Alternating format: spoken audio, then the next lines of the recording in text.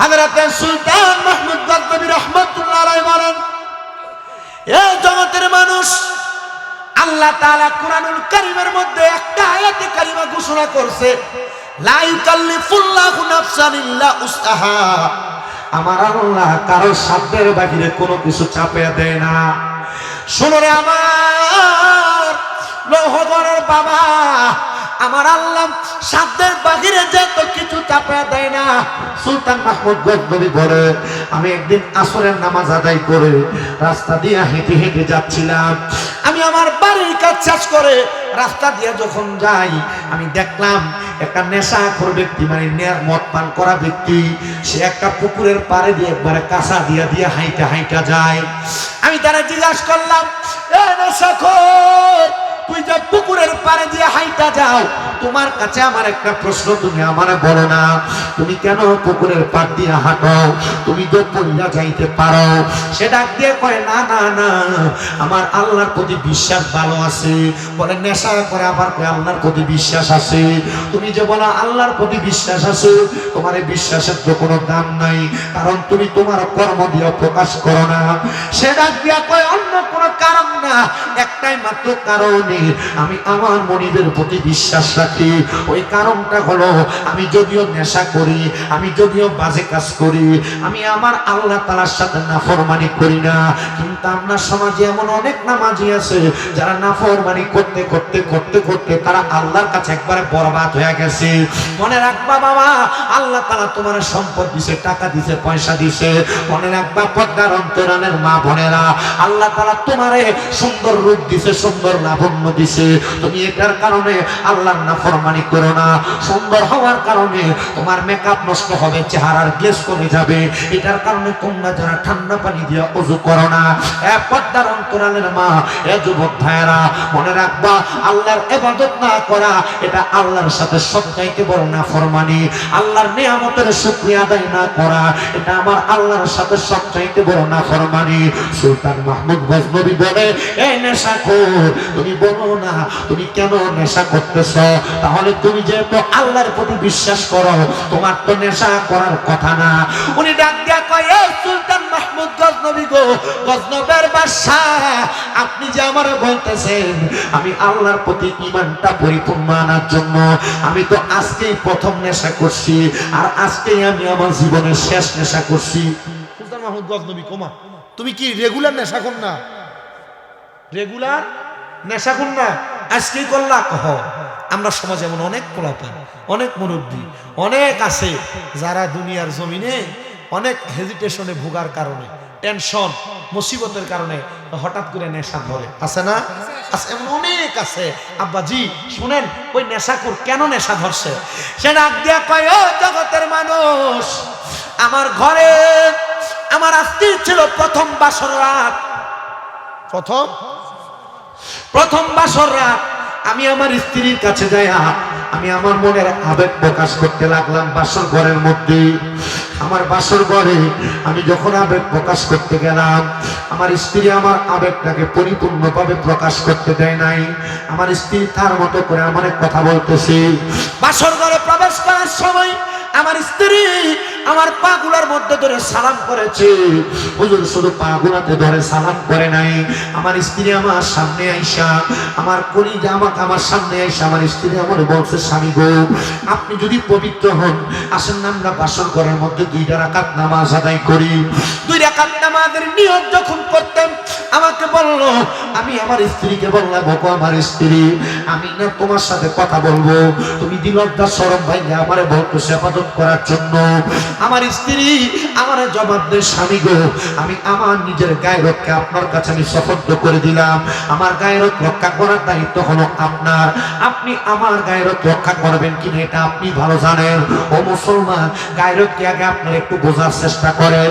নিজের স্ত্রীর ব্যাপারে মানুষের কাছে বাজে মন্তব্য করা, নিজের স্ত্রীর খারাপ খারাপ গুণগুলো মানুষের কাছে বলা, নিজের স্ত্রীর সাথে ঝগড়া হয়েছে এই কথাটা বাহিরে বাইরে বইলা বইলা বেড়ানো, এটা হলো গায়রত ছাড়া মানুষ। মানে স্ত্রীকে গোপন রাখা, স্ত্রীর নাম পর্যন্ত মানুষকে না বলা, এটাকে বলা হয় গায়রত। আর আপনি কত সুন্দর মোটরসাইকেলের ফ্যাশনে করে আপনার বউরে লইয়া আখাউড়া বাজারে যান, আপনার বউরে নিয়ে সুলতান ঘুরে যান, আপনার বউরে নিয়ে ব্রাহ্মণবাড়ি শহরে যান। না না না রে মুসলমান, গায়রত হলো বউকে গোপন রাখা, বউয়ের কথা গোপন রাখা, বউয়ের নাম গোপন রাখা, এটা হলো গায়রত। এই গায়রত আপনাকে আমারে রক্ষা করা লাগবে।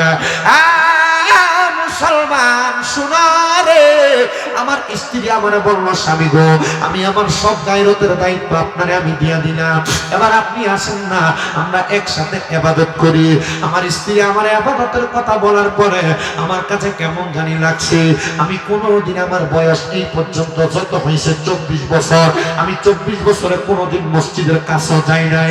আর যতবার ইবাদত করতে গেছি আমার ইবাদত করতে কেমন কেমন জানি লাগে। নামাজে দাঁড়াইলে আমার বন্ধু বান্ধবের কথা মনে হয়, মোবাইলের কথা মনে হয়, নামাজে দাঁড়াইলে আমার বাজে বাজে কাজের কথা মনে হয়। দেখবেন নামাজের মধ্যে দাঁড়াইলে আমাদের দুনিয়ার কাজকর্মের কথা মনে হয়। এমন অবস্থা হয় কি হয় না? মুসলমান, এটা ভালো জিনিস না রে। শয়তান তোমার বারবার ধোঁকা দেওয়ার জন্য চেষ্টা করে।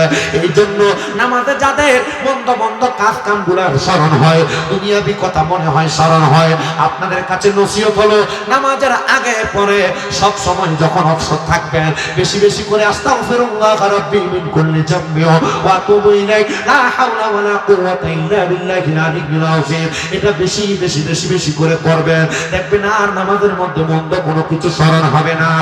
ডাক দিয়া কয়, দুনিয়ার মানুষ, আমি যখন নামাজে দাঁড়াইলাম আমার স্ত্রী 2 রাকাত নামাজ পড়ছে, আমার স্ত্রী যখন নামাজ শেষ করছে আমার স্ত্রী সালামটা ফিরিয়ে দেখতেছে, আমি নামাজের মুসল্লার ভিতরে ঘুমন্ত অবস্থায়, আমি নামাজের মুসল্লার ভিতরে ঘুমন্ত অবস্থায়। হুজুর, আমার এমন ক্লান্তির কারণে আমি নামাজের মুসল্লার মধ্যে ঘুমিয়ে গেছিলাম, এখন আমি মাথা তুলতে পারি নাই। আমার স্ত্রী আমার মন্দ মন্দ কথা শোনায় দিতে বাসর ঘরের মধ্যে, আমার বড় লজ্জা লাগছে। ওই লজ্জা সহ্য করতে না পাইরা আমি নেশা করেছি। হুজুর, আপনি বলেন না এখন আমার কি করা উচিত? বলে, তুমি যেহেতু নেশা করেছো, এখন তুমি কি নেশা করে তোমার স্ত্রীর কাছে বড় হইতে পারছো? ওই হুজুর, আমি তো বড় হইতে পারি নাই, নেশা করার পরে আমার কাছে মনে হইতেছে আমার স্ত্রী যেটা করছে এটাই মনে হয় ভালো কাজ করছে। হুজুর, এখন আমি কেমনে আমার স্ত্রীর সামনে আমার মুখটা দেখাবো? হুজুর ডাক দিয়া কয়, বাবা রে, তুমি যে তোমার ভুলটা বুঝতে পারছো, এটাই আমার মনিবের প্রতি আস্থা ফিরিয়ে দিছে, আমার আল্লাহর প্রতি আস্থা ফিরিয়ে দিছে। পর্দার অন্তরালের মা, আল্লাহর প্রতি আস্থা রাখো, তোমার অভাব থাকবে না, তোমার অনটন থাকবে না, রোগ বালা মুসিবত থাকবে না। যুবক ভাই, বিদেশ যাওয়ার চেষ্টা করো, যাইতে পারো না, কাজকর্ম করো, মনোযোগ হয় না, কাজকর্ম পাও না। মুরব্বী বাবা, জীবনে অনেক গুনাহ করেছেন, গুনার কারণে চোখ বন্ধ করলে অশান্তি লাগে। মনে রাখবারে বাবা, ও মুসলমান ইমানদারেরা, আল্লাহ তাআলার প্রতি ঈমানটা রাইখা কোন মানুষ যদি বেশি বেশি করে ইস্তেগফার করে আর আমার আল্লাহ তাআলার হুকুম আহকাম মোতাবেক চলাফেরা করে, ওই মানুষটার দুনিয়াতেও কোনো ভয় নাই, আখিরাতেও কোনো ভয় নাই। হযরত সুলতান মাহমুদ গজনবী কয়, ও মদতাই নেশাখোর ব্যক্তি গো, আমি তোমার কাছে ক্ষমা চাই, আসো না, তোমার পরিবারের শান্তির জন্য তোমার যা লাগে আমি সুলতান মাহমুদ সব তোমার আমি দিয়া দিব, তবে তুমি এখন থেকে তোমার স্ত্রীর হুকুম মোতাবেক 5 ওয়াক্ত নামাজ পড়বা। আর বর্তমান সমাজ এমন একটা গায়রতহীন অবস্থা হয়ে গেছে, ওরা পান মা বাবার স্ত্রীর কথা শুই না, মা বাপরে ভাব দেয় না, মা বাবার সাথে খারাপ ব্যবহার করে, মা বাবার সাথে অসৎ আচরণ করে। না না না রে সন্তান, না, আমি তোমাদের সবার কাছে একটাই মাত্র আবদার করব, তোমরা যারা এই দুনিয়াতে মা বাবার সাথে অসৎ আচরণ করো, খারাপ ব্যবহার করো, স্ত্রীর কথা শুই না, মা বাপকে ধমকের সুরে কথা বলো, আমি তোমার পাগুলো আমার সামনে চাই, আমি আমার জিহ্বা দিয়া যদি তোমার পা পরিষ্কার করে দেই আমার খারাপ লাগবে না, আমার গুনাহ হবে না। ও সন্তান, কারণ হলো একটা, ওই মা বাপকে ভাত না দিয়া তুমি কোনোদিন দুনিয়াতে উন্নতি আনতে পারবা না, কোনোদিন লাভ করতে পারবা না, কোনোদিন শান্তি খুঁজা পাবা না। সন্তান, আল্লাহর নবী কয়, যদি তোমরা ঈমানওয়ালা, আল্লাহর প্রতি তাকওয়াওয়ালা, আল্লাহর প্রতি জিকির আজকার করনেওয়ালা হও, তাহলে মরার পরে, কবরে যাওয়ার পরে তোমরা বড় শান্তি প্রশান্তি পাইবা। সাহাবায়ে কেরাম কয়, নবী গো, আপনি যে জান্নাতের 4 প্রকারের পানির কথা বলছেন, ওই পানি কারা পান করবে নবী? আপনি বলেন না গো, বলেন না। আমার নূরের নবী রাহমাতুল লিল আলামিন নবী আমার কয়, উম্মত শোনো, শুনো উম্মত শুনো, ওই জান্নাতের পানি তারা পান করবে। আল্লাহর কোরআন বলে রাদিয়াল্লাহু আনহুম ওয়া রাদু আন, যারা আমার আল্লাহরে খুশি করছে, আমার আল্লাহ যাদের প্রতি খুশি হয়ে গেছে, তারা ওই জান্নাতের পানি পান করবে। নবী গো, তারা কারা? আমার নবী কয় জালিকাল ইমান খশিয়া রব্বা, যারা আল্লাহর সবচাইতে বেশি ভয় করে, তারা ওই জান্নাতের পানিগুলা পান করবে। হে মুসলমান, হে নবীর উম্মতের দল, ওই জান্নাতের পানি যদি পান করতে চাও, আমার আল্লাহরে খুশি করা লাগবে, আমার আল্লাহরে সন্তুষ্ট করা লাগবে। এবার আপনারা বলেন, আমরা সবাই আল্লাহরে খুশি করতে চাই। কারা কারা ডান হাত ধরে আমার আল্লাহরে দেখায়?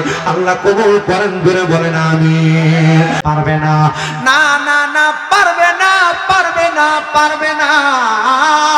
কেন? শুনো শুনো রে, কেন পারবে না? আমি তোমাদের গাতারটা একটু কথা বইলা দিয়া যায়। আল্লাহর নবী রাহমাতুল লিল আলামিন নবী আমার, এটা সুইটটা গেছে গা, এটা সুইটটা গেছে গা।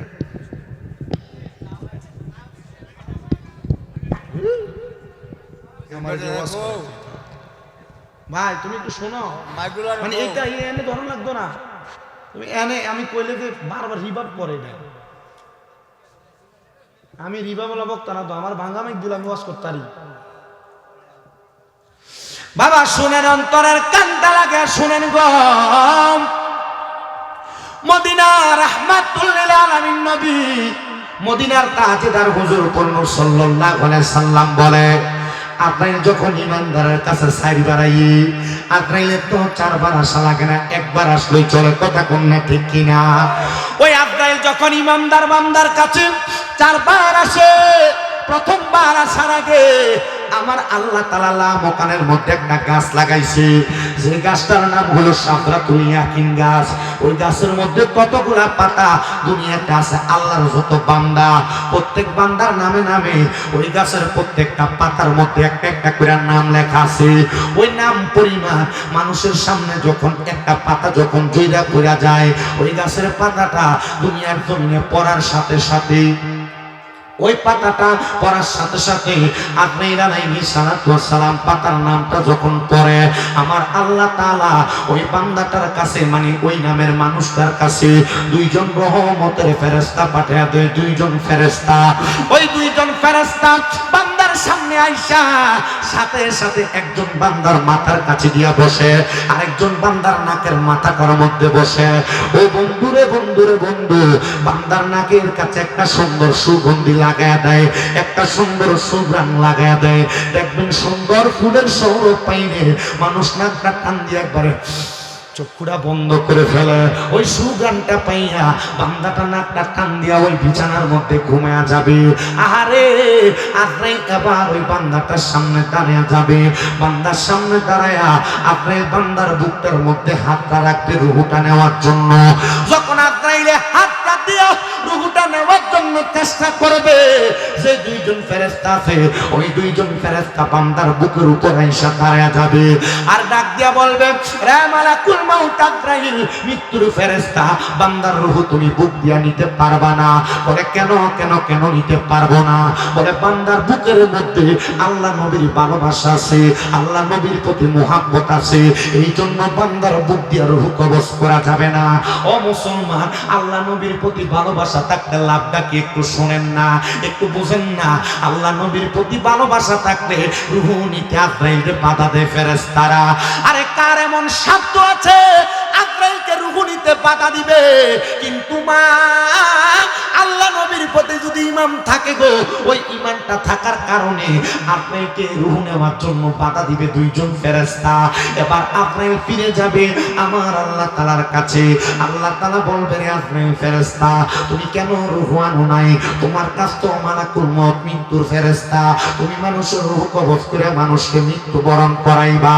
আজরাইল বলবে, আল্লাহ বান্দার ঈমান থাকার কারণে রূহ নিতে দেয় না, বান্দার রূহটা নিতে আমাদেরকে বাধা দেওয়া হয়েছে। আল্লাহর বাণী রে আজরাইল, আমার ফেরেশতা জিবরাইল আমিনের একটা কাজ হলো, জিবরাইল হলো বার্তা বাহক, আমার ফেরেশতা মিকাইলের কাজ হলো বান্দার জন্য, আমার বান্দাদের জন্য খাবার সার্ভ করা, এক কথায় রিজিক বন্টন করা। ফেরেশতা শোনো শোনো শোনো শোনো, আমার আরেকটা ফেরেশতা আছে, তার নাম হযরত ইসরাফিল আলাইহিস সালাতু ওয়াস সালাম, যার কাম হলো সিংহাটা মুখে নিয়ে এখন অপেক্ষা করতেছে, ফুঁটা দিলে দুনিয়াটা আমার আল্লাহ উল্টে দিবে। আর তুমি আজরাইলের কাম হইল তুমি মানুষের রূহটা কবজ করবা। আপনি কই আল্লাহ এখন কি আপনার বান্দার রূহটা কবজ করব? আপনি যদি ইমানদার হন, আপনি যদি আল্লাহ নবীর প্রতি ভালোবাসা রাখা থাকেন, তাহলে আজরাইল আপনার সামনে আইসা আপনার রূহটা নেওয়ার জন্য কত চেষ্টা করবে, পারবে না। এবার দ্বিতীয়বার আজরাইল আপনার সামনে আমার সামনে দাঁড়ায়া যাবে রে। আজরাইলটা দাঁড়ায়া আপনার আমার রূহটা নেওয়ার জন্য কত চেষ্টা করবে। আপনার আমার মুখ বরাবর এইভাবে থাবা দিয়ে আজরাইল ধরবে রূহটা নেওয়ার জন্য, পারবে না। কেউ কেউ কেউ বাধা দিতে পারবে না। কিন্তু যদি আপনি 5 ওয়াক্ত নামাজি হন, আমার আল্লাহ তাআলা 2 জন ফেরেশতা আপনি বান্দার কপালের মধ্যে দাঁড়িয়ে যাইবে। এলো হবরের যুবক ভাই, এ মুরব্বি বাবারা, এ পর্দার অন্তরালের মা, আজরাইলের থাবা থেকে কেউ বাঁচাইতে পারবে না, কেউ বাঁচাইতে পারবে না। যদি তুমি নামাজি হও, তাহলে তোমার এই নামাজের সাজদা গুনাহ তোমার কপালের মধ্য থেকে বাধা দিয়া দিবে। এই জন্যই তো আশেক লিখতেছে, হারে পারবে না, পারবে না, পারবে না কেউ রাখতে দরিয়া, বলেন পারবে না, পারবে না, পারবে না কেউ রাখতে দরিয়া। হায়রে একদিন আমি চলে যাব, একদিন আমি চলে যাব ভবের মায়া ছাড়িয়া, পারবে না, পারবে না, পারবে না কেউ রাখতে দরিয়া। আরে যেদিন আমি চলে যাব বাড়ি ঘর ছাড়িয়া, ভাই বন্ধু আত্মীয় স্বজন যাবে ভুলিয়া, বলেন ভাই বন্ধু আত্মীয় স্বজন যাবে ভুলিয়া। সেই দিন আমি পড়ে থাকবো, সেই দিন আমি মাটির ঘরে একা থাকবো পড়িয়া, পারবে না, পারবে না, পারবে না কেউ রাখতে দরিয়া, বলেন পারবে না, পারবে না, পারবে না কেউ রাখতে দরিয়া।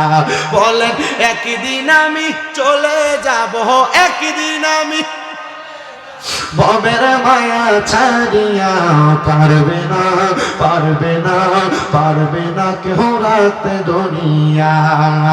স্বজন আমায় পরাই দিবে সাদা মার্কিনি শাড়ি, রঙিন পোশাক সবাই আমার নিয়া যাবে খুলি, বলেন স্বজন আমায় নিয়া যাবে রঙিন পোশাকে খুলি, স্বজন আমায় পরাই দিবে সাদা মার্কিনি শাড়ি, গায়ের জামা কাপড় সবই নিয়া যাবে খুলি, বলেন রঙিন জামা কাপড় সবই নিয়া যাবে খুলি। আমি সেদিন চলে যাব, আমি সেদিন চলে যাব, সবাই যাবে ভুলিয়া, পারবে না, পারবে না, পারবে না কেউ রাখতে দরিয়া, আমায় পারবে না, পারবে না, পারবে না কেউ রাখতে দরিয়া। জবানটা খুলে ধরে ধরে কন্যা আল্লাহু আকবার। আচ্ছা, আজরাইলের রূহটা নেওয়ার সময় বাধা দিবে এমন কোন ফুট আছে নাকি? কথা কয় না রে, আছে আছে নাই তো? তো আজরাইলের বাধা দিব কে? মাতের নাম নেরা কে বাধা দিব? আপনার কথা কইতে কষ্ট,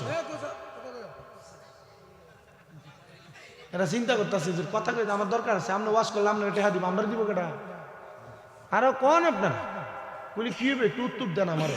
একবার ভিক্ষা করবার লাগিয়ে গেছে, যাই বাঙ্গা টিনের ঘর দেখা কাল্লার হস্তে ভিক্ষা দেন, বেটা 5 টাকা ভিক্ষা দিচ্ছে। কত? দোয়া করছে আল্লাহ তারা লাখ লাখ টাকার মালিক বানায়। খুব খুশি হয়ে গেছে, না গো বাঙ্গা টিনের ঘর দ লাখ লাখ টাকার মালিক হইলে ঘরটারে বালা বানান ঠিক করন যাবো, লগে দিয়ে 10 তলা বিল্ডিং দেখা এনে গেছে। তাই কাল্লার হস্তে ভিক্ষা দেন, 10 তলার মালিক বাড়িও তারা 5 টাকা ভিক্ষা দিচ্ছে। দোয়া করছে আল্লাহ আপনারও লাখ টাকার মালিক বানায়। এটা ধমকি দেখায় আমার লাখ টাকার মালিক বানাইতো মানি বিল্ডিং দেখছিস কয়তলা? কহ 10 তলা। কোথায় লাখ টিয়ার মালিক হলে 10 তলা বিল্ডিং বানায়, কোটি টিয়ার মালিক হলে বানায়। না, যেমন টিহা এমন দোয়া। আপনার লগে ভাঙ্গা টিনের করে এও ভাসটিয়া দিছে, আপনিও ভাসটিয়া দিচ্ছেন, তো দোয়া কিতা করতাম? ইতোই দোয়া। আপনি যেমন টিহা দিচ্ছেন এমন দোয়া করছি। আপনারা যে আওয়াজ দিতেছেন আওয়াজ অনুযায়ী ওয়াজ হইব, যেমন আওয়াজ তেমন ওয়াজ। আপনারা কন্ত আমরা রুহুটা নেওয়ার সময় বাধা দিব কে? সভাপতি কয়, মানে সভাপতি মাহফিলের সভাপতি দিকে বেড়াই কবে আপনারা কোনো দরকার নাই, জোরে কন্যা বাধা দিব কে? আমার গরম ছুটছে না, এটা আমার গাও। আমার কালকে মাহফিল ছিল 2টা, একটা হলো কুমিল্লা হোমনা আর একটা তিতাস। আমি মাহফিল করে বাজছে শুইতে শুইতে ফজরের পর। আমি ফজরের পর শুয়েছি যে আজকে আপনাদের দোয়ায় আমার কিন্তু একটা না 6টা মাদ্রাসা, এটা হয়তো অনেকে জানেন যে আপনাদের এই তুলাই শিমুলের এখান দিয়ে যে মুগরা বাজারের ফরের গ্রামটার নাম কি এখানের পোলা ধরুন, এখানের একটা ফোলা হাফেসা বইছে। তা আজকে আমার মাদ্রাসার রেজাল্ট, বাচ্চাদের রেজাল্ট দিছি, তো পোলা পানের অভিভাবক আইসে, ছুটি নিতে আইসে, খানা দিতে আইসে। তো এখানে আইসে 11টার দিকে বসছি, এই বইটার থেকে উঠছি 3:48। হ্যাঁ, ঘুমাইছি না মোটামুটি বালা করে ঘুমাইছি। আমার এই ঘুম কম হইলে দেখবেন মাথা ব্যথা করে, ঘাড় ব্যথা করে না, আমার ইটা শুরু হয়ে গেছে। তো আমি চিন্তা করছি যে না, কাম হইতো না, তবুও বাইরে হয়েছি। বাইরে আরো কাজ ছিল, রিসার্চ কইরা গাড়ি তুলছি মানে 6:30। এই 6:30 ওইটা গাড়িতে আমি চিন্তা করছি যে না, এখানে যদি একটু তাইলে তাহলে ঘুমটা নাও, ওয়াজটা আমার মুহে দিয়ে বাড়ি তো। তখন মনে কিতা কিতা জানি এদিকে খাওয়াইছে আমরা ড্রাইভার সাহেব ঝালমুড়ি না কিতা, এরপরে ফেলে তো মোটামুটি একটা বেদনা আছে। এই খাইয়ে কসবাই এমন এক কাপ চা খাইয়া এরপর টান দিছি, তো 2 শট ঘুমাইছি। আচ্ছা, গাড়ির ঘুম কি হয়? আপনারা যদি কোনো রকম যদি কসবার থেকে কুমিল্লা যাওয়ারও ধরেন, মোটামুটি 1 ঘন্টা 1.5 ঘন্টা লাগবে। কয় ঘন্টা? আর যে মনে করেন পুরা রাস্তা যাবো ভালা, এই যে গাজীপুর বাজার ফরের থেকে বাঙ্গাড়িতে শুরু হয়, মনে হয় যে মাথাটা আমার বালা বালা গাড়ি, গাড়ি হলে ভাড়াতে হইতেছে না।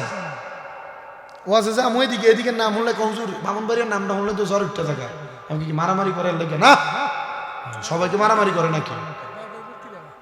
সবাই মারামারি করে? সবাই ভালো, আখরের মানুষ মারামারি আমি শুনছিল না। হ্যাঁ, তোমরা ভালোই। রাস্তাটাতে ভাঙ্গা এর লাগে আমরা জ্বরটা উঠা যায়, আসলে সত্য। তবে রাস্তাটা তাড়াতাড়ি হোক। মোটামুটি আগে আপনারা এখান দিয়ে আসা যাওয়া করতাম, মোটামুটি মুকরা বাজার থেকে আপনারা রোডে ঢুকতে যে মাথাটা এর দূরাইতে সময় লাগে 7 মিনিট। হাই স্কুলের কোনা না, এই শুধু অল্প একটু জায়গায় 7 মিনিট লাগে। আমি খাল লাগে। হ্যাঁ, হিট আপনারা বেটার বুট দিচ্ছেন না, লেগে দিচ্ছেন না। যাক, এগুলা রাজনৈতিক কথা, আমি রাজনীতির কথা আমি আমার ওয়াজের স্টেজে করি না, ঠিক না? আমি ওয়াজের স্টেজে দরকার আছে আমার এটা কনের। আমার মূল কথাটা যে জায়গায় আমরা রুহুটা নিতে বাধা দিব কে? এমনি বুঝানোর পরে নি আপনার এমনি আওয়াজটা দিলেন আমার কে? ফেরেশতা কিন্তু এমনি বাধা দিত না। বুকের ভিতরে বাধা দিব কেন? বুকের ভিতরে আল্লাহ নবীর ফেম আছে, কথা কেন? আল্লাহ নবীর ফেম আছে। কোফালের মধ্যে বাধা দিব কেন?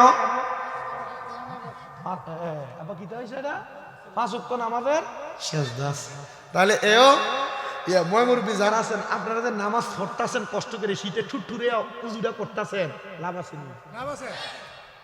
আসেনি? সাহাবায়ে কেরাম ডাক দেয়া বলে, ইয়া রাসূলুল্লাহ, নবী আপনি নবীর কাছে জানতে চাই, তাহলে 2টা ফেরেশতা যদি কপালের মধ্য থেকে বাধা দেয় তখন কি আজরাইল রূহ নিয়ে যাবে না?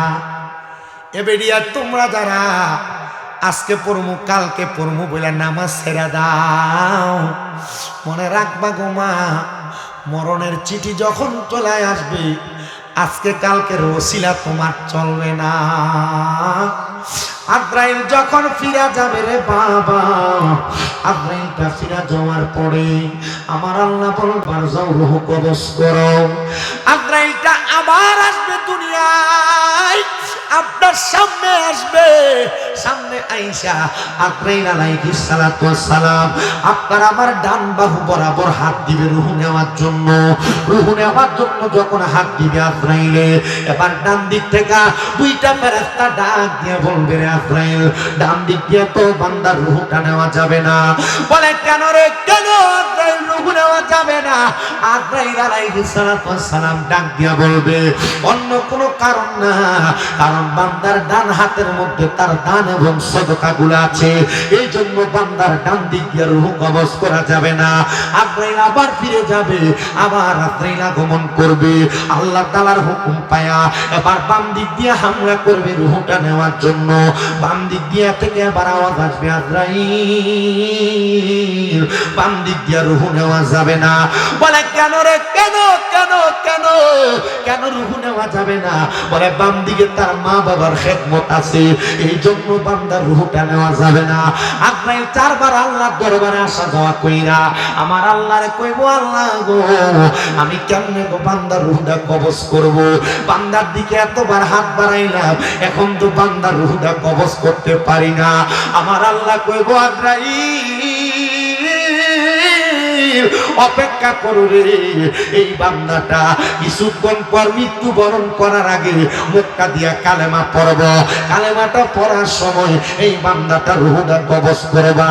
এবার বলেন মুসলমান, মরার সময় কালেমা নসিব আমরা চাই কি চাই না?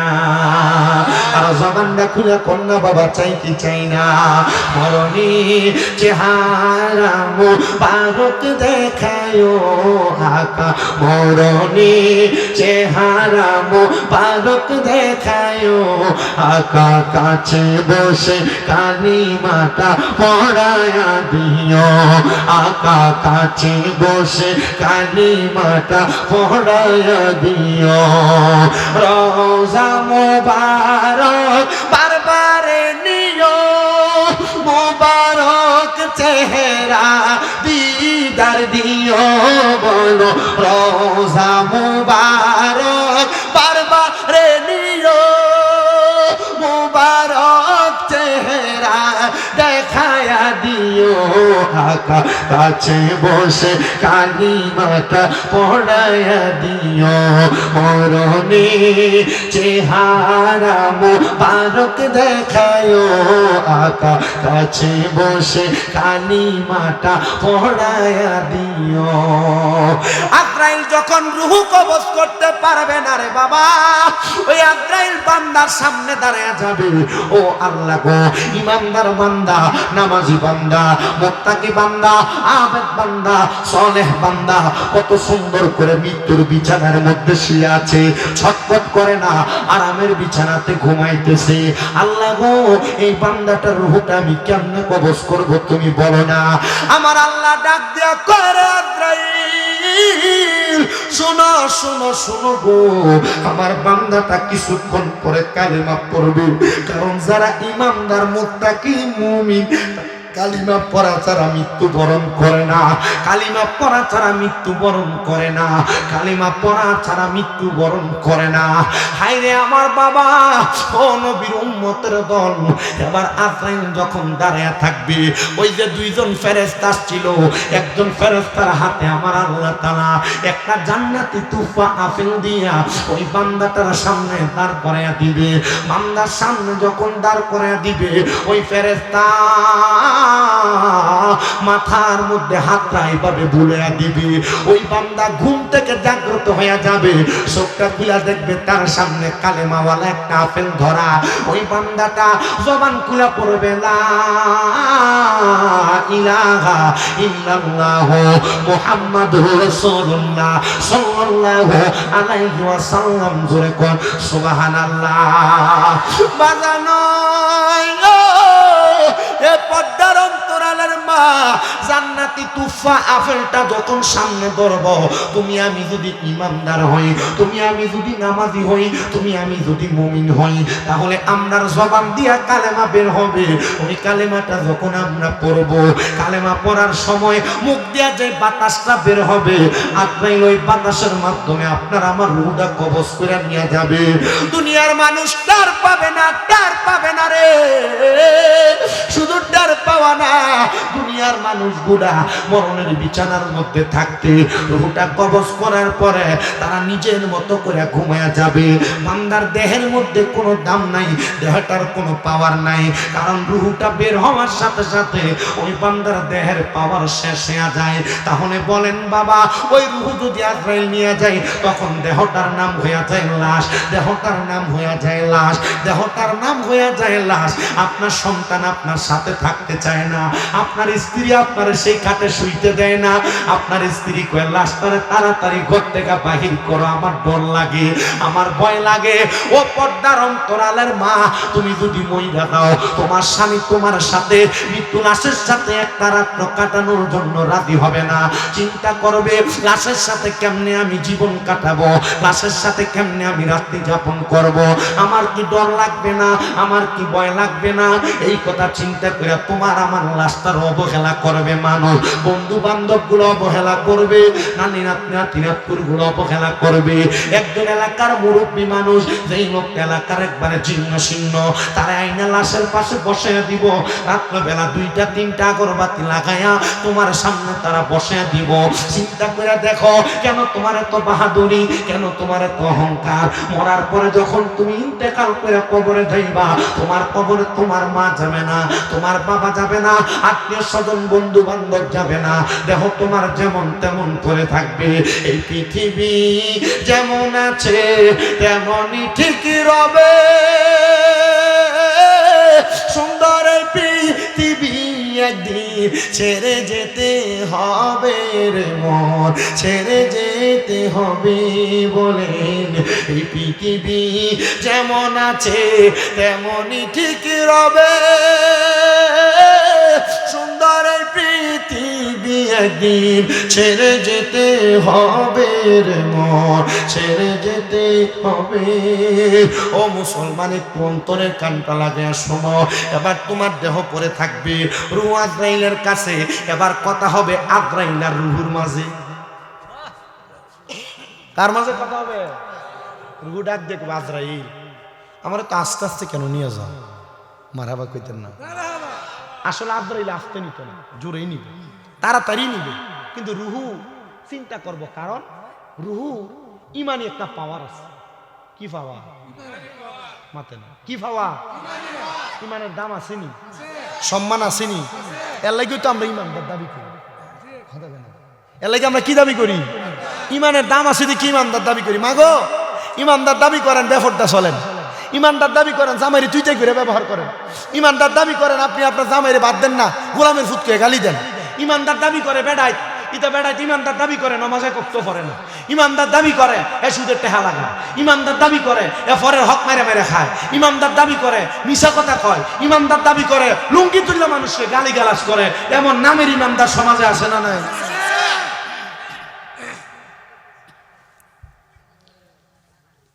আল্লাহ বুঝার তৌফিক দিন।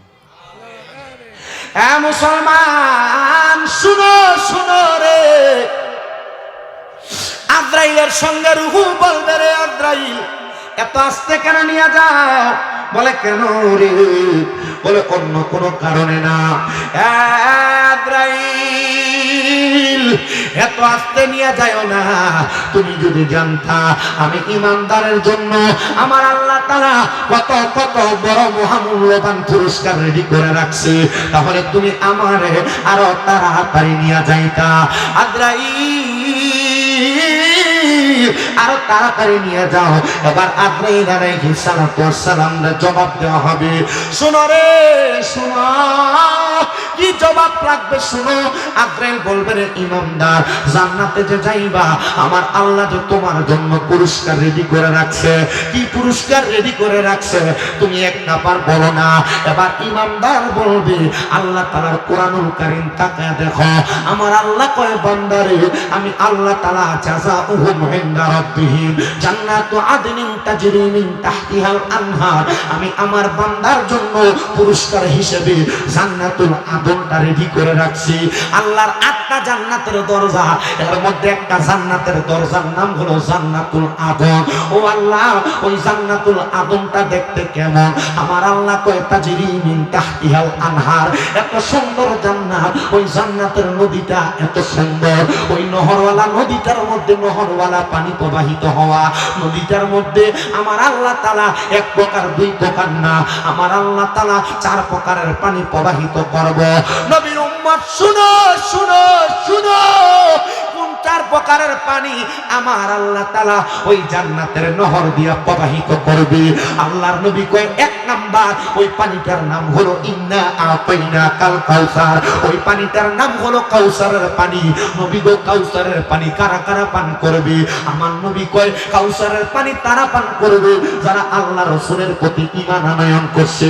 2 নাম্বার আরেকটা পানি আছে, ওই পানিটার নাম হলো শারাবান তাহুরা। নবী গো, ওই শারাবান তাহুরা কারা পান করবে? আমার নবী কয় যারা কোনোদিন তাদের এই মুখটা দিয়া কোনোদিন হারাম খাবার খায় নাই, এক কথায় নেশা করে নাই, মদ ইয়াবা ফেন্সিডিল নামক নেশাদ্রব্য যারা পান করে নাই, তারা ওই শারাবান তাহুরা পান করবে। যুবক ভাইরা, পর্দার অন্তরালের মা, যেহেতু তোমাদের বাড়িটা বর্ডারটা একবারে পাশে, আমি জানি না আপনাদের এলাকার আশেপাশে এমন মাদকের ছড়াছড়ি আছে কিনা। খোদার পছন্দ করে বলি আমার যুবক ভাইরা, তোমরা যারা এমন নেশার সাথে যুক্ত, তোমরা নেশা থেকে একটু দূরে থাকবা। হুজুর কেন কেন কেন? রাহমাতুল লিল আলামিন নবী আমার বলে, এই নেশার সাথে যারা যুক্ত, নেশা যারা করে, নেশার কাজে যারা সহযোগিতা করে, নেশা করনেওয়ালা টেবিলের মধ্যে যারা বসে, তারা আমি নবীর দলভুক্ত নয়। নবীর দলভুক্ত না হইলে তুমি মুসলমানি দাবি করতে পারবা না। বলো হুজুর আমি নেশা করি না, আমি যার সাথে চলি আমার বন্ধু নেশা করে, আমি যার সাথে ওঠা বসা করি সে করে, আমি তার সাথে চলাফেরা করি।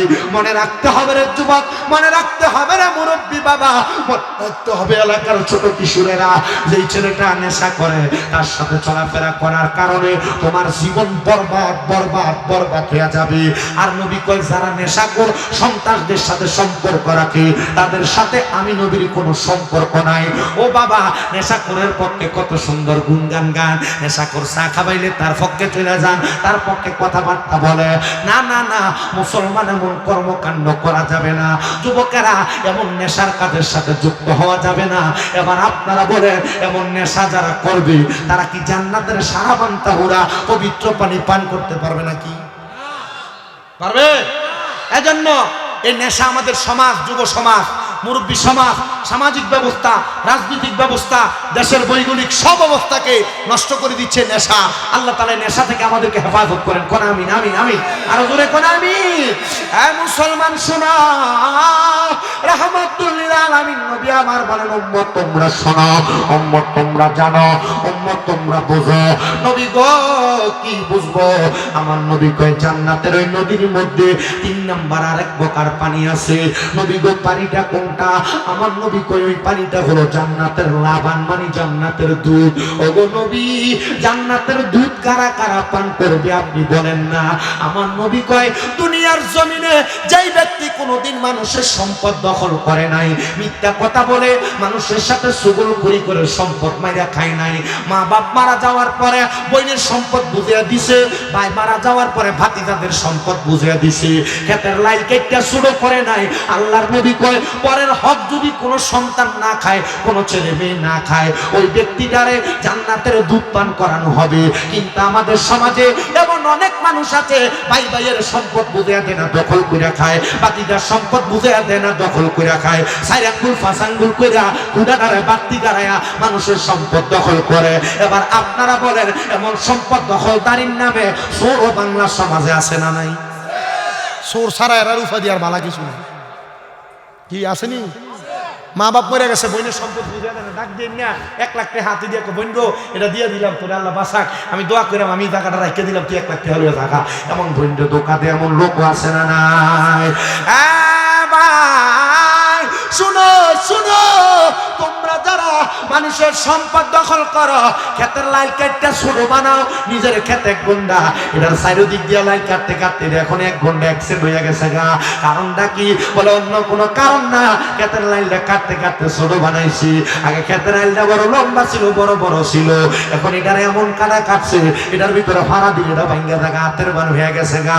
আপনারা কোন ক্ষেতের লাইল কেটটা 5 ওয়াক্ত নামাজ পড়ি না, এমন মুরব্বীও সমাজে আছে নাকি না?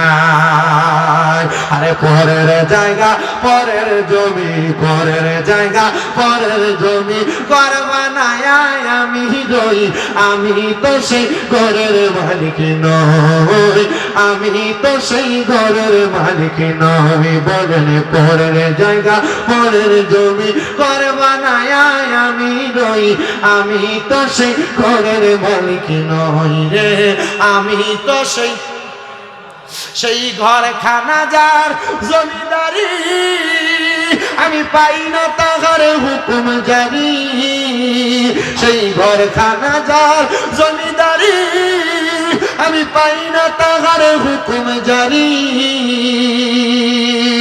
আমি পাই না জমিদারের দেখা মনের দুঃখ কারে কই, আমি তো সেই ঘরের মালিক নই। বলেন আমি তো সেই ঘরের মালিক নই। বলেন পরের জায়গা পরের জমি, পরের জায়গা ঘর বানায় আমি রই, আমি তো সেই ঘরের মালিক নই রে, আমি তো সেই ঘরের। আরে জমিদার ইচ্ছা মতো দেয় না জমি চাষ, তাই তো ফসল ফলে না রে দুঃখ 12 মাস। আরে জমিদারের ইচ্ছা মতো দেয় না জমি চাষ, তাই তো ফসল ফলে না রে দুঃখ 12 মাস। আমি খাজনা পাতি সবে দিলাম, তবু জমিন আমার হয় যে নিলাম। আমি খাজনা পাতি সবে দিলাম, তবু জমিন আমার হয় যে নিলাম।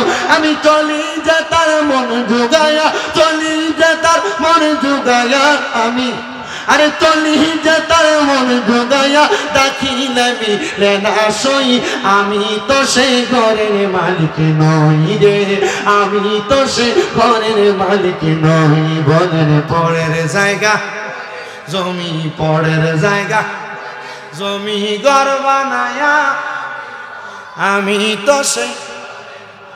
যে ভাই খান এটা কেমনে বাফে দিয়া গেছে, বাফের জিগেন এটা কেমনে, কমন না আমার বাফে দিয়া গেছে, আরে দিঙ্গেন এটা আপনার, কমন না ওনার বাফে দিয়া গেছে, তাহলে মানে এটা মালিক কেমনে নাকি ওয়ারি সূত্রে মালিক, মূল মালিক কবরে, কথা কনা ঠিক কিনা? আর আসল যে মালিকটা, এই মালিকটা হলো মালিকুল কাদির, ওই শক্তি সর্বশক্তিমান আল্লাহ। আল্লাহ আমরা বুঝার তৌফিক দাও জোরে কোন আমি। দেখো মুহাব্বতে গান না, পরের জায়গা পরের জমি, পরের গর্বা ওই আমি তো সেই নহি। বলেন আমি তো সেই নহি, বলেন আমি তো সেই। আরে জমিদারের ইচ্ছা মতো দেয় না জমি চাষ, তাই তো ফসল ফলে না রে দুঃখ 12 মাস। হাইরে জমিদারের ইচ্ছা মতো দেয় না জমি চাষ, তাই তো ফসল ফলে না রে দুঃখ 12 মাস। আমি খাজনা পাতি সবই দিলাম, তবু জমিন আমার হয় যে নিলাম। আমি চলি যে তার মন জুগায়া, চলি যে তার মন জুগায়া, দাখিলাই মিলে না সই, আমি তো সে ঘরের মালিক নই। বলেন আমি ঘরের মালিক নই। একটা জবান বন্ধ রাখবেন না, চিৎকার মেরে বলেন না আল্লাহু আকবার। মুসলমান, যদি জান্নাতের দুধ দান করতে চাও, মানুষের সম্পদ দখল করো না, মানুষের জমি দখল করো না। বলে হুজুর আমার তো তাহার জায়গা নাই, তো তোর তাহার জায়গা নাই, তুই কি মানুষের জমি দখল করে থাকবি নাকি? না রে না, মানুষের জমি দখল করো না, মিশা কথা কইয়া ইনকাম করো না, খারাপ কথা কইয়া মানুষকে ধোকা দিও না, মানুষের ওজনে কম দিও না, মানুষের কাছ থেকে টাকা পয়সা মাইরা মাইরা খায়ও না। যদি এটা করো রে ও আমার লৌহগড়ের বাবা, নতুন পাড়ার বাবারা, আখাউড়া মনিয়মদের বাবারা, আপনাদের সবার কাছে আমার আবদার, এটা করলে জান্নাতের দুধ পান করতে পারবেন না। বললাম 3 প্রকার পানির কথা, আল্লাহর নবী কয় আরেক প্রকার পানি আছে। নবী গো আরেক প্রকার পানি কোনটা গো নবী? আমার নবী কয় উম্মত শোনো গো শোনো, আরেক প্রকার পানির নাম হলো জান্নাতের মধু। আমরা সমাজে দেখবেন এক জাতের মানুষ আছে, এটা সাদওয়ানে বলে কথা কথা গালিগালাজ করে, আছে না? আপনাদের কি কষ্ট হইতেছে?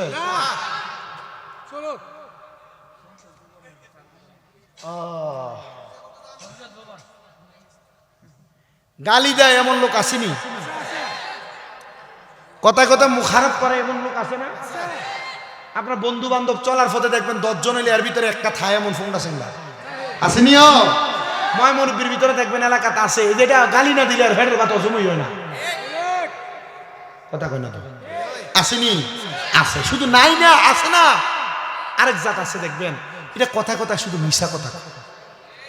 আসেনি? ভাইয়া বাজার বানাইলিস হইল নাকি? এটা না করা যাবে না। আল আদাবু খায়রুম মিনাজ যাহাবি ওয়াল ফিদ্দা, আদব স্বর্ণের উপর থেকে উত্তম। এটা আমাদের উস্তাদ যেদিন মাদ্রাসায় বিদায় অনুষ্ঠান ওই দিন কয়ে দিস আমরা।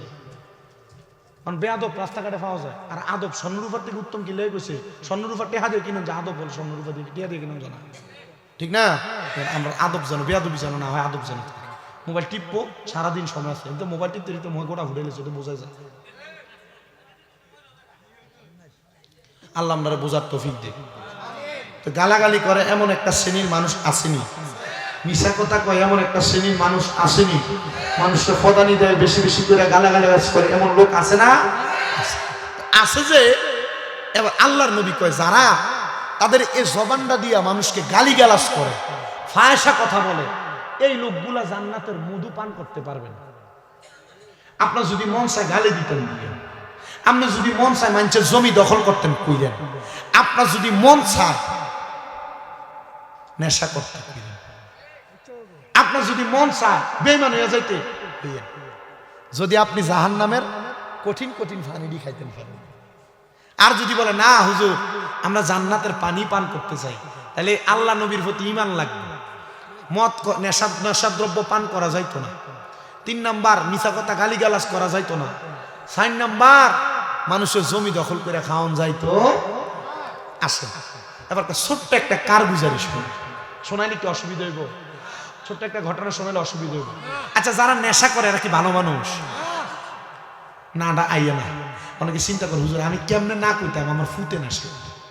অনেক ফলানি চিন্তা করতে আমি কেমনে কইতাম আমার ফুটে আমার আব্বা এর নেশা করে আমার মারে ভিডিও আছে না এমন ব্যক্তি?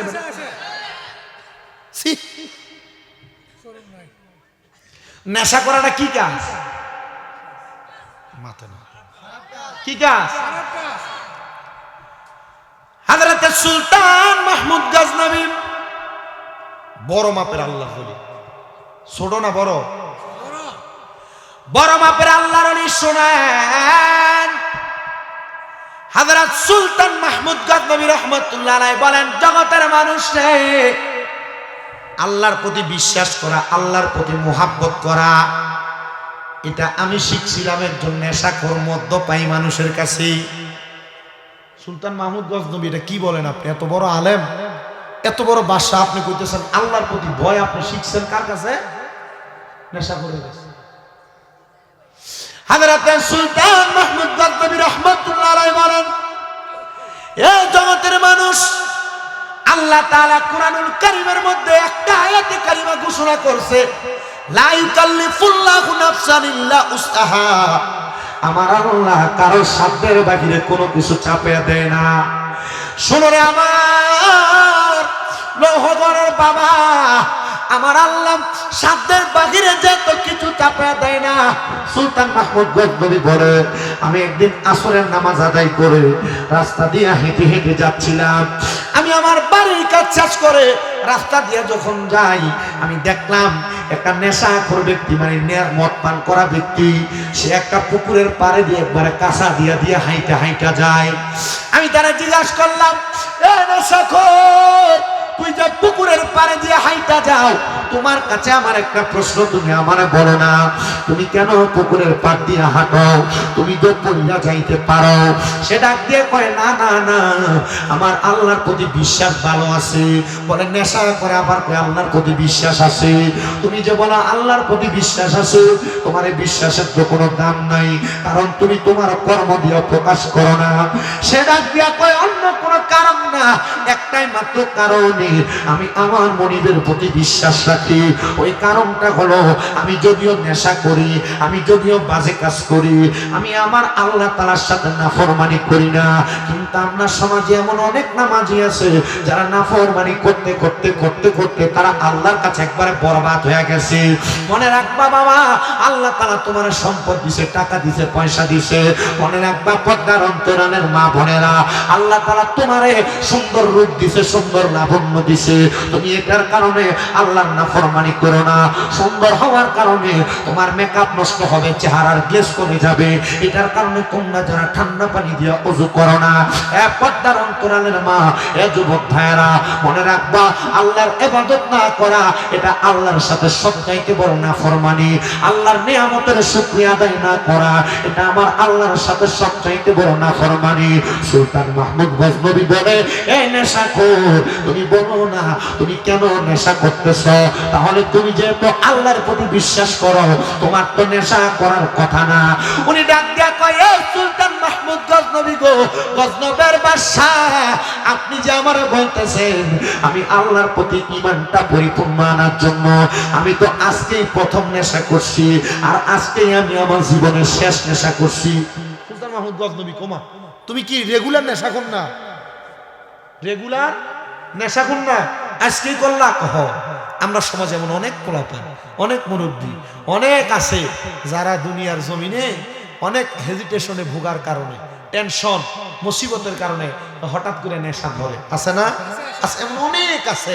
আব্বাজি শুনেন, ওই নেশাখোর কেন নেশা ধরছে? সে ডাক দিয়া কয়, ও জগতের মানুষ, আমার ঘরে আমার আজকে ছিল প্রথম বাসর রাত। প্রথম বাসর রাত আমি আমার স্ত্রীর কাছে যাইয়া আমি আমার মনের আবেগ প্রকাশ করতে লাগলাম বাসর ঘরের মধ্যে। আমার বাসর ঘরে আমি যখন আবেগ প্রকাশ করতে গেলাম, আমার স্ত্রী আমার আবেগটাকে পরিপূর্ণভাবে প্রকাশ করতে দেয় নাই। আমার স্ত্রী তার মতো করে আমার কথা বলতেছে। বাসর ঘরে প্রবেশ করার সময় আমার স্ত্রী আমার পাগুলার মধ্যে ধরে সালাম করেছে।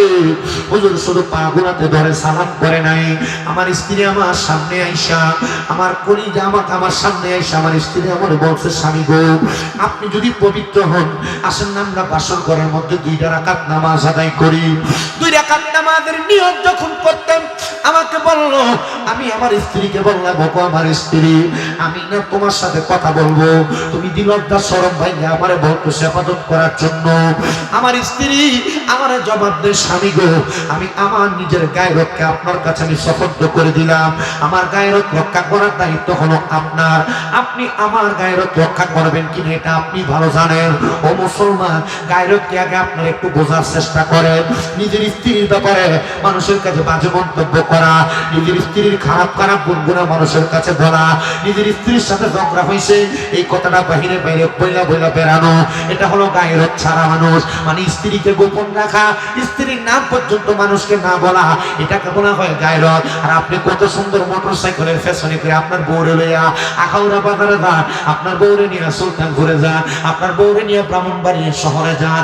না না না রে মুসলমান, গায়রত হলো বউকে গোপন রাখা, বউয়ের কথা গোপন রাখা, বউয়ের নাম গোপন রাখা, এটা হলো গায়রত। এই গায়রত আপনাকে আমারে রক্ষা করা লাগবে।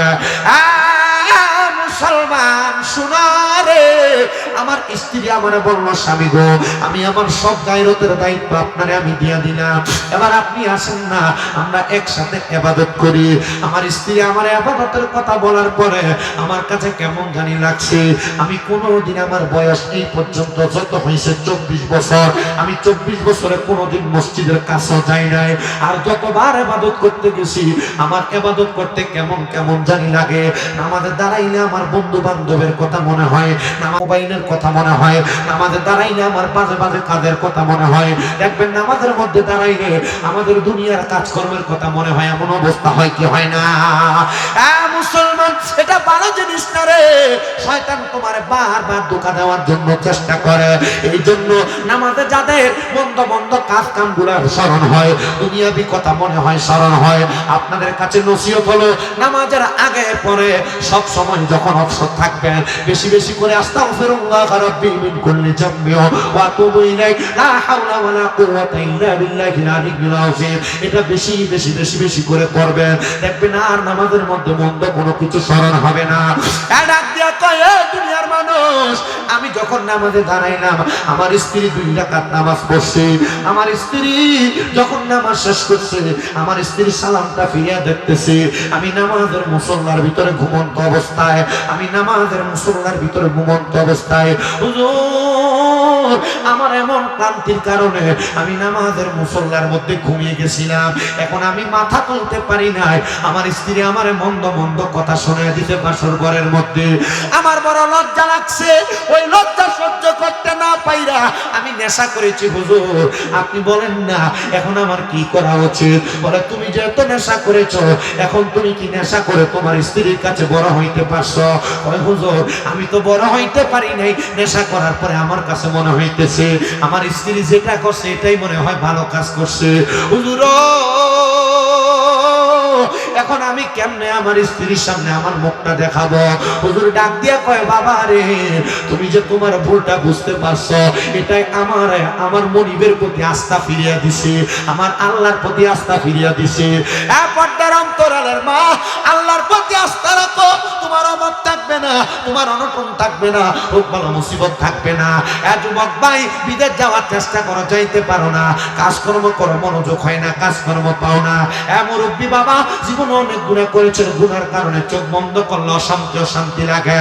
মনে রাখবারে বাবা, ও মুসলমান ইমানদারেরা, আল্লাহ তাআলার প্রতি ঈমানটা রাইখা কোন মানুষ যদি বেশি বেশি করে ইস্তেগফার করে আর আমার আল্লাহ তাআলার হুকুম আহকাম মোতাবেক চলাফেরা করে, ওই মানুষটার দুনিয়াতেও কোনো ভয় নাই, আখিরাতেও কোনো ভয় নাই। হযরত সুলতান মাহমুদ গজনবী কয়, ও মদতাই নেশাখোর ব্যক্তি গো, আমি তোমার কাছে ক্ষমা চাই, আসো না, তোমার পরিবারের শান্তির জন্য তোমার যা লাগে আমি সুলতান মাহমুদ সব তোমার আমি দিয়া দিব। তবে তুমি এখন থেকে তোমার স্ত্রীর হুকুম মোতাবেক 5 ওয়াক্ত নামাজ পড়বা।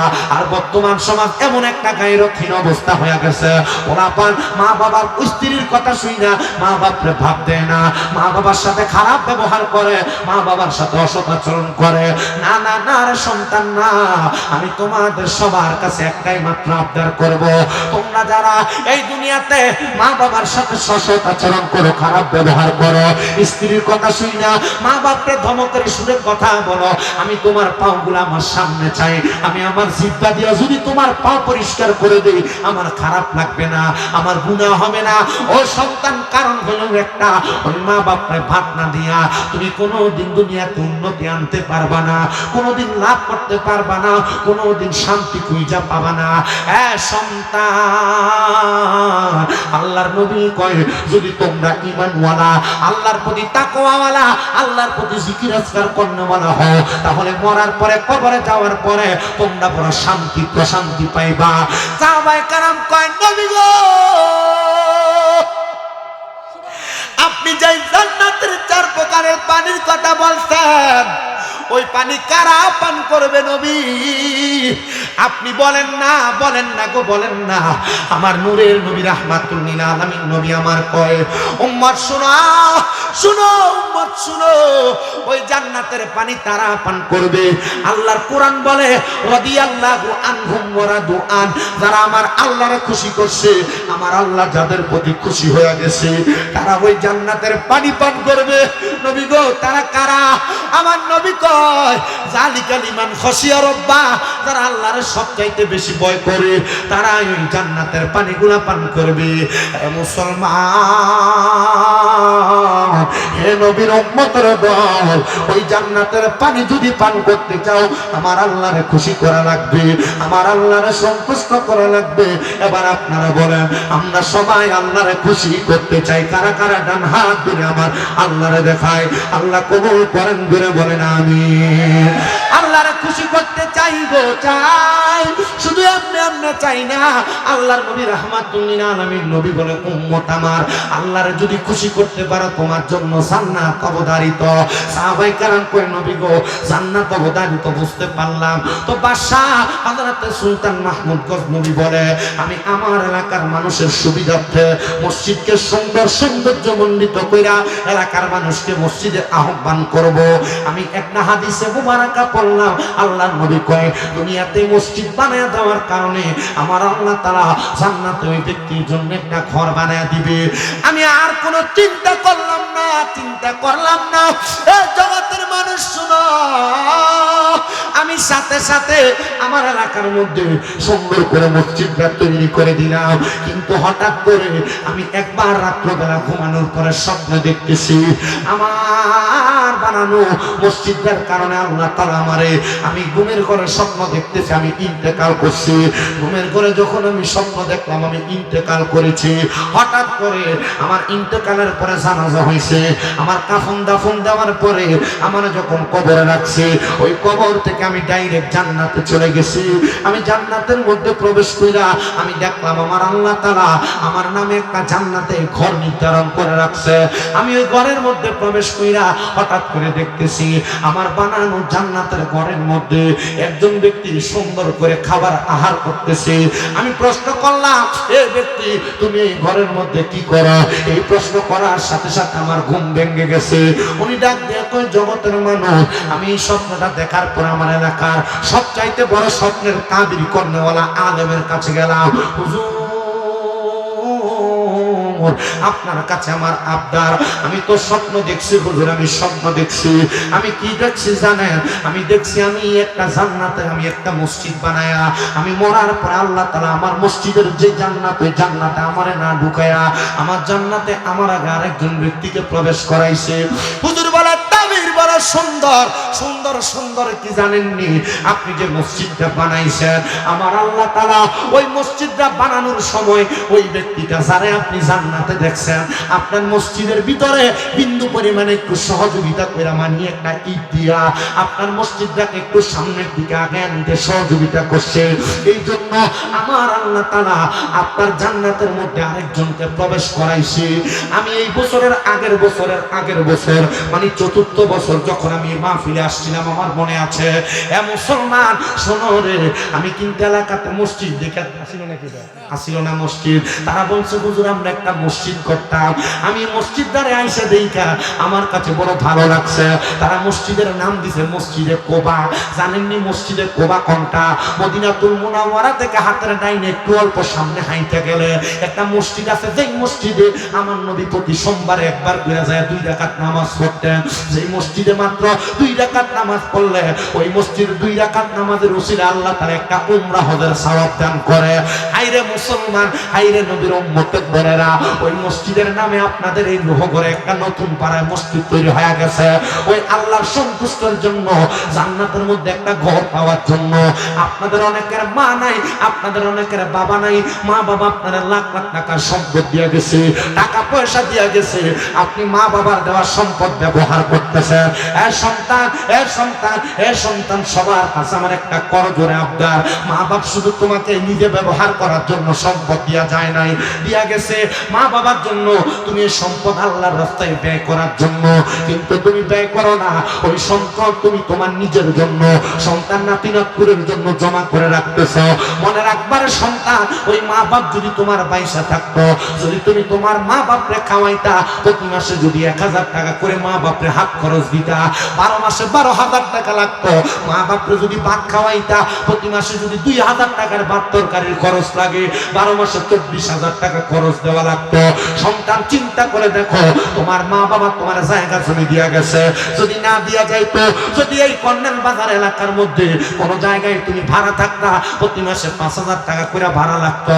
তোমার মা তোমার বাবা তোমার কাছে কোনো ভাড়া চায় না, 5,000 করে যদি তুমি ভাড়া দিতা, 12 মাসে 60,000 টাকা ভাড়া দেওয়া লাগতো। কিন্তু তোমার মা বাপ তো কবরে, মা বাবার দেওয়ার সম্পদ তুমি ব্যবহার করতেছ।